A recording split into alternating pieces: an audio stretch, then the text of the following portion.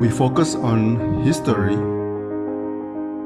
culture, religion, art, social, and philosophy of Nusantara. Here, in the presence of Nusantara, we were made to be forgotten about the goodness of ourselves. Because negativity seems to be more interesting for us. Now, I'm Sutoyo Raharto and friends, assist you, to remind you, to awaken you that we still can find the gems of Nusantara. They are the great sights of Nusantara.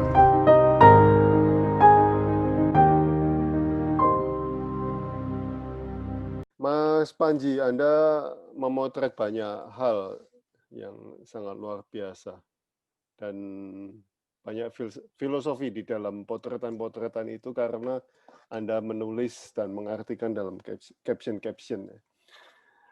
Saya mulai ya pertanyaannya ya. Di dalam proses menjepret karya Anda berjudul Gunung Jendela dan Nyebrang Kali, apa yang Anda rasakan, Mas Panji? Silakan, Mas. Oh, baik. Sebelumnya saya bercerita dulu, waktu itu saya sedang mengikuti ini, Pak, street hunting, Pak. Mengikuti bersama komunitas fotografi di Jakarta. Kita itu menyusuri, biasanya kita berkumpul di Kota Tua, Pak, waktu itu, Pak. Nah, lalu kita berputar-putar, dan konsepnya pada saat itu sih sebetulnya kalau pada street hunting kan kita memotret tentang kehidupan sehari-hari ya Pak ya. Kehidupan sehari-hari. Dan pada waktu itu pertama pada saat saya memotret Gunung Jendela itu Pak, ya saya hanya mengibaratkan Pak bahwa dari sudut perspektif saya melihat bahwa Gunung Jendela itu ya seperti gedung-gedung, Pak. Simpelnya aja sih, Pak. Lebih seperti bahwa kita tuh bisa melihat sesuatu itu, kalau orang melihat gedung itu kan, Pak, kadang kan terlalu kota gitu kan.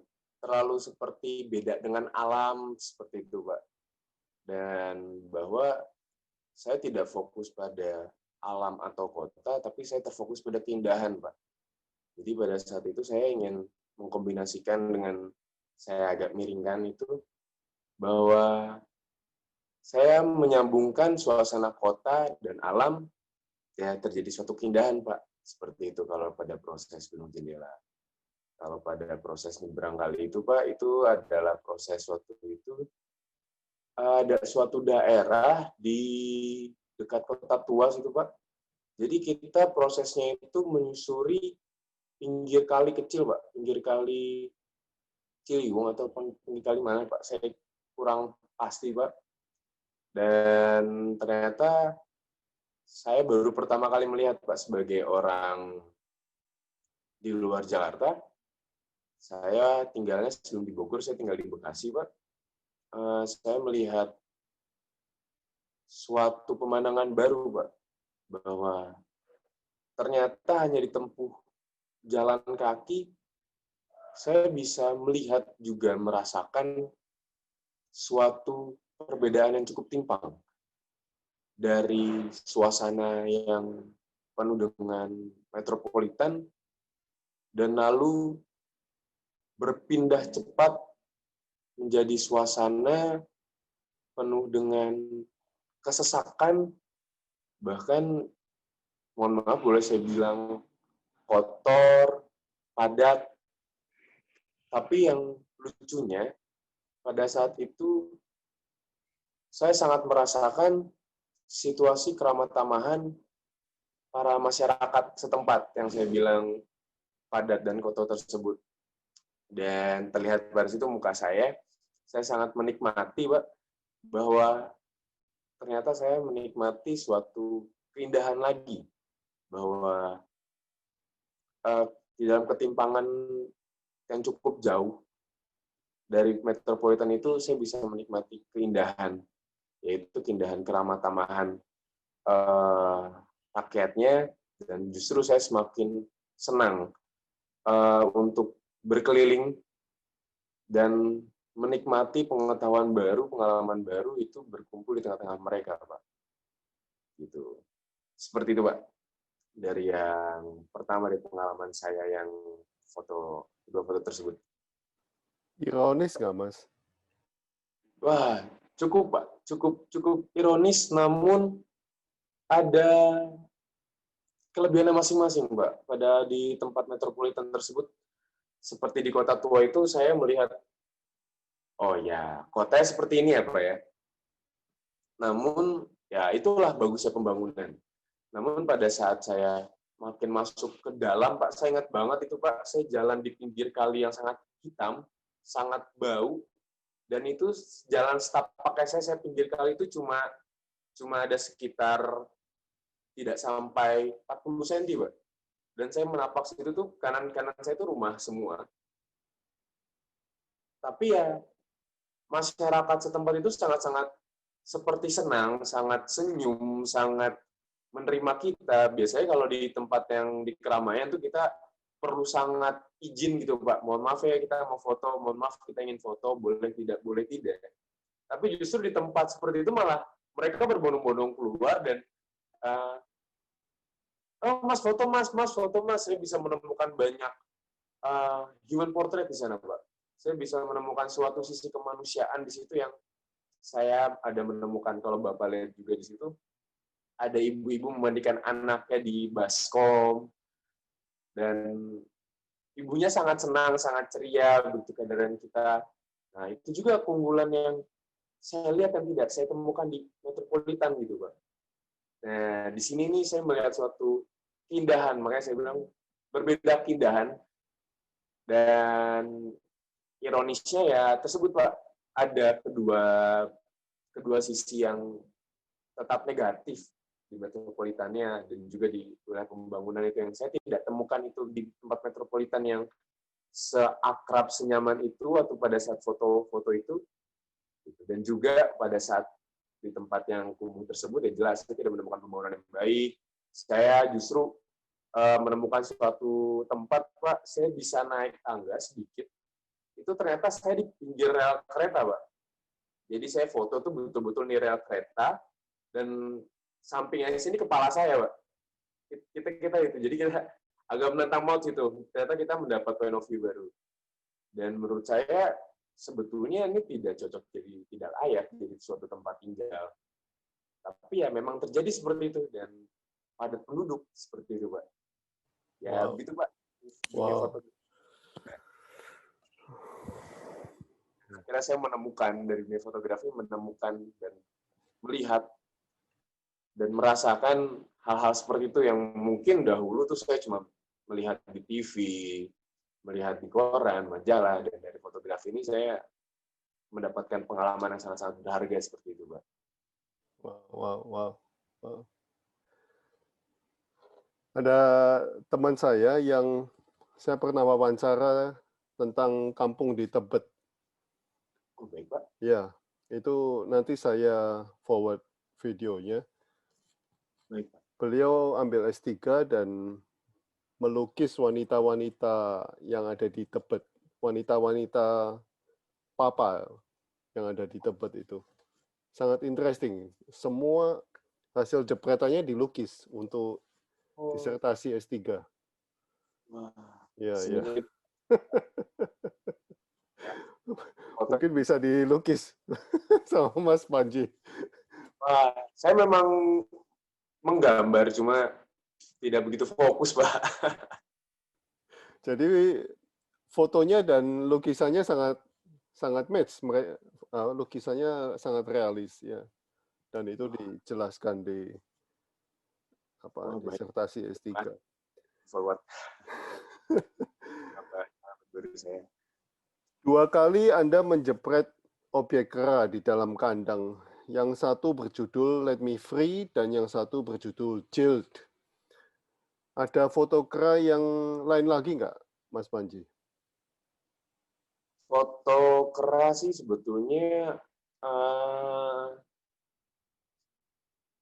ada beberapa, Pak, dan tapi tidak begitu banyak momen. Saya meng-capture tadi foto-foto tersebut tuh dalam 2 kesempatan, Pak. Yang jail itu yang pada kesempatan yang tadi saya cerita, pada pemakaman kumuh tersebut, Pak. Dan yang Let Me Free itu adalah pengalaman pertama saya mengikuti street hunting masif di Jakarta. Itu foto tersebut mendapat banyak respon di komunitas fotografi, saya lupa, komunitas fotografi saya tersebut ya Pak ya, itu mendapat banyak sekali respon baik. Dan di situ saya melihat, waktu itu saya pergi ke pasar hewan Pak, kami semua. Kita salah satu rutenya adalah melewati pasar hewan dan saya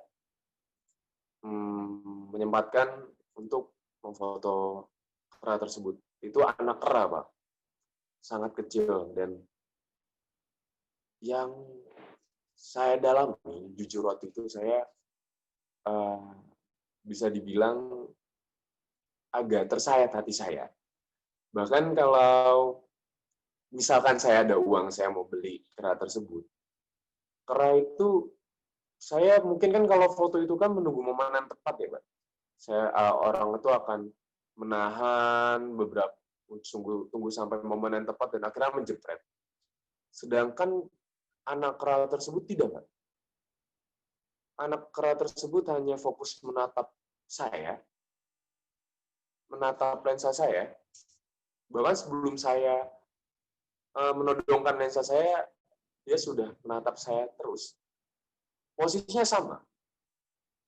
Dia memegang dengan kedua tangan seperti itu, lalu dengan matanya sangat polos tersebut, seperti mengatakan memang ingin keluar. Memang dia terperangkap, memang dia sedih gitu. Dan dia itu di kandang itu sendirian, Pak. Tidak ada temannya, tidak ada mungkin ibunya. Dan saya merasakan betul sedih hatinya dia. Dan yang mungkin akhirnya terekam pada kamera saya, tidak hanya portretnya, tapi ya perasaannya anak kera tersebut, itu let me free gitu Pak, bahwa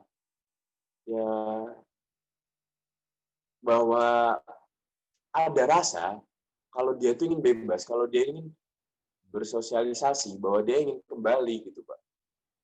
Dan itu anak kecil gitu Pak. Dari situ saya juga tergambarkan bahwa banyak sekali jiwa-jiwa manusia ini yang tidak jauh berbeda seperti itu Pak. Dengan dalam konsep pelindungan hewan, ya kera tersebut mungkin salah satu yang patut dibebaskan. Tapi saya juga menggambarkan dalam memfoto tersebut bahwa manusia ini terkadang nggak jauh berbeda Pak dengan kera tersebut. Bahwa banyak di lingkungan kita ini terpenjara dalam suatu keadaan, dalam suatu situasi yang membuat kita ini seperti tidak mampu berbuat apa-apa, bahwa kita ini hanya bisa sedih, bahwa kita ini hanya bisa meratapi keadaan, sehingga kita terpenjara, kita sedih. Dan saya menemukan itu juga di lingkungan saya. Dan pada saat itu saya juga ingin sebetulnya ingin menunjukkan rasa manusia tersebut juga dalam sosok kera tersebut. Bahwa terkadang mewakilkan bahwa terkadang itu banyak manusia juga yang terperangkap. Dan pada yang jail, itu memang kondisi keranya waktu itu rame Pak di foto Pak. Pertama saya sampai, lalu beberapa teman ikut, dan akhirnya yang saya temukan justru berbeda. Kera ini sudah tua, dan lalu kera ini fokusnya menyerang, Pak. Tidak tenang. bahkan sudah ada makanannya. Jadi situ ada 2-3 kera yang ini tuh tidak tenang, sangat-sangat tidak tenang. Dia hanya marah, dia hanya menggeram. Dan sekali lagi ya, menurut saya ini adalah salah satu contoh emosi dari terpenjara gitu, Pak. Seperti yang tadi anak-anak, dan mungkin kalau kita sudah besarnya, ya kita tidak hanya sedih, tapi kita emosional yang lain, itu kita bisa marah-marah, dan karena itu hanya berputar gitu. Malah saya untuk menangkap gambar yang kerayan tersebut yang sedang menganga itu agak sulit. Dan kan saya dapat suatu gambar yang sangat emosional, dan sekali lagi itu terperangkap. Itu Pak, saya ingin menggambarkan bahwa kalau kita membiarkan jiwa kita terperangkap itu ya, kita sebetulnya condong untuk menjadi marah-marah. Salah satunya ya kera ini gitu Pak.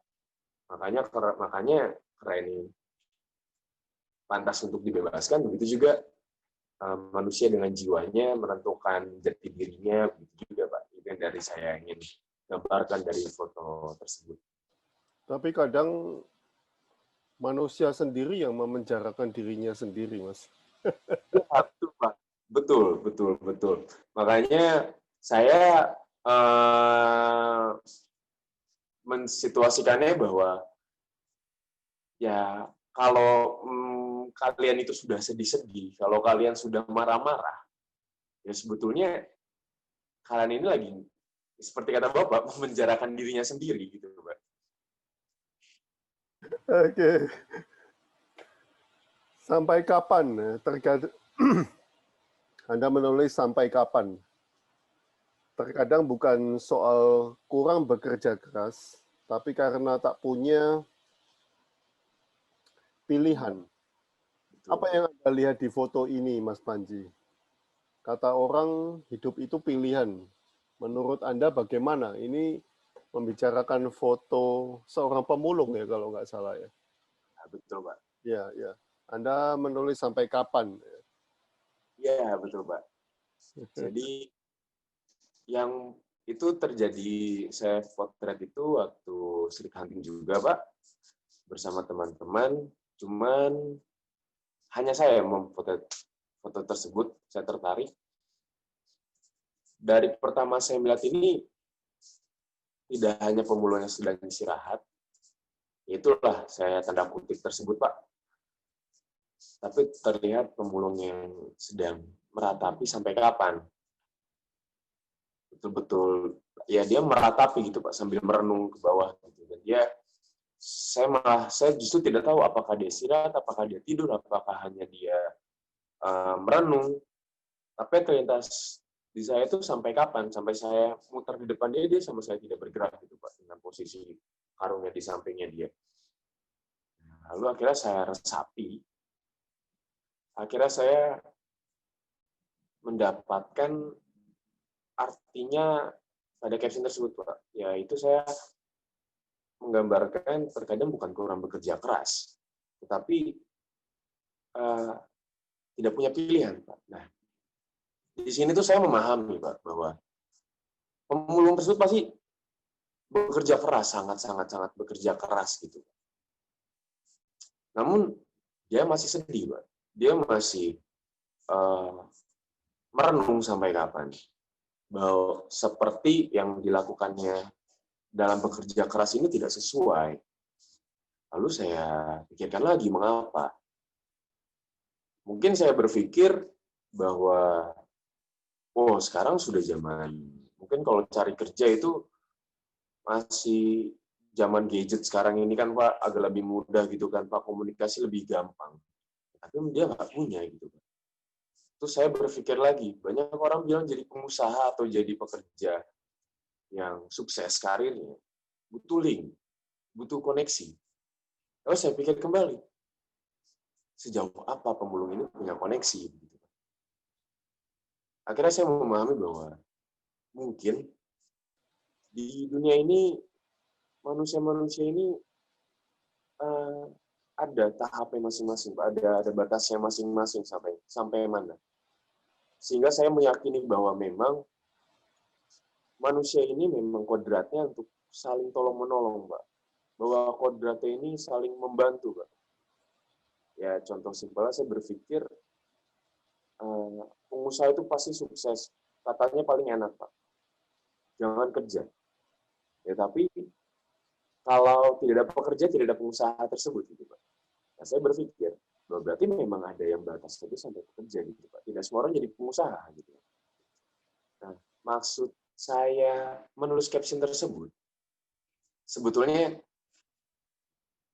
dalam kalimat terkadang tidak ada pilihan, ya itulah ingin saya melek bahwa ya kita orang-orang yang mampu, yang punya opsi, ya berilah pilihan tersebut. Gitu. Berilah pilihan tersebut tuh terkadang tidak hanya mencari atau membuka lowongan atau menulis di suatu tempat gitu, Pak. Tapi mengapa tidak kita itu jemput bola, bahwa kita memang cari, kita turun lapang gitu, Pak, melihat siapa yang betul-betul membutuhkan gitu, Pak. Jadi ya dalam foto tersebut tujuan saya sebetulnya ingin melek, Pak, bikin melek, bikin sadar banyak orang bahwa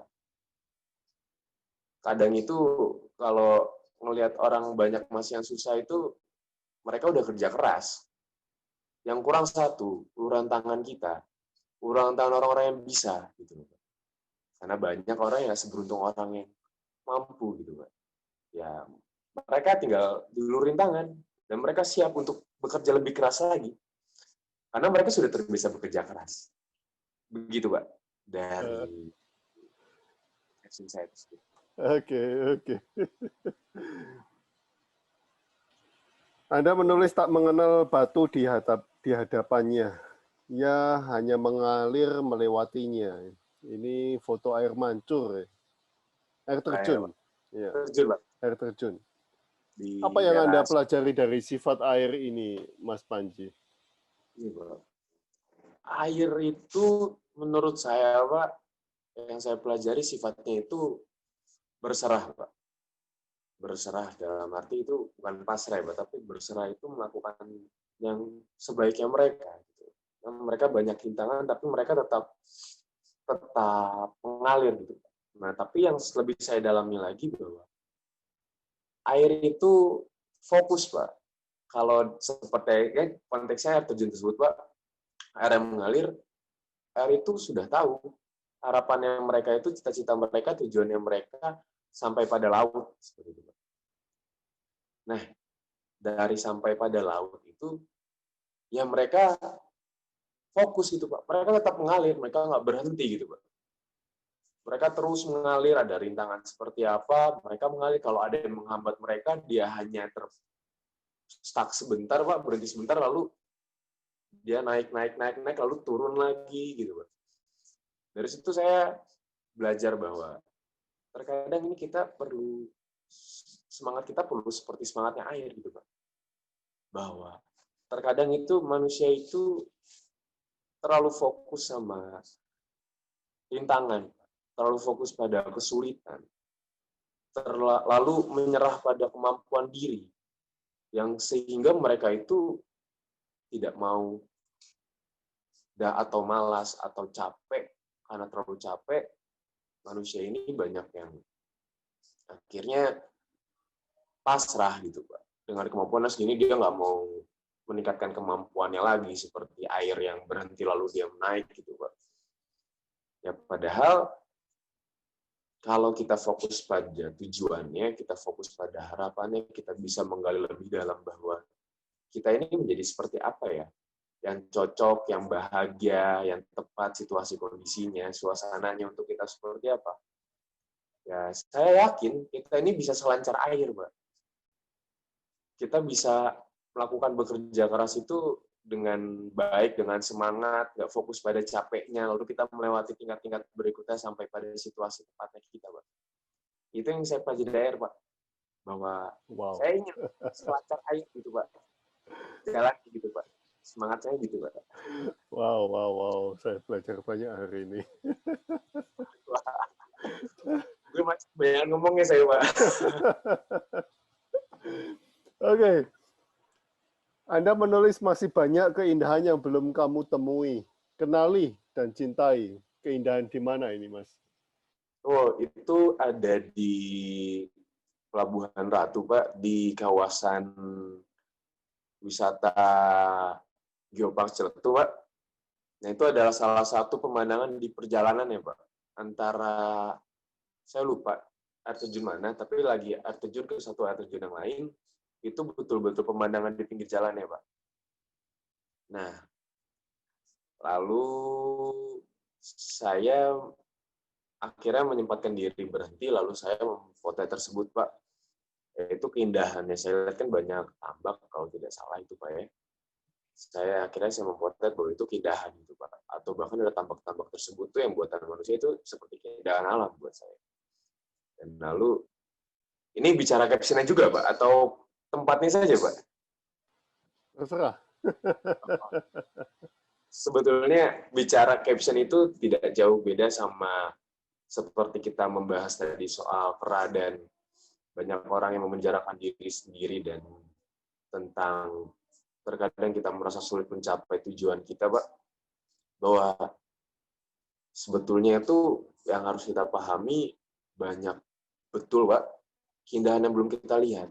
Itu sebenarnya maksud saya itu lebih dalamnya lagi untuk pribadi manusia dalam menjalani hidup itu terkadang banyak perspektif cara melihat sesuatu yang belum kamu coba.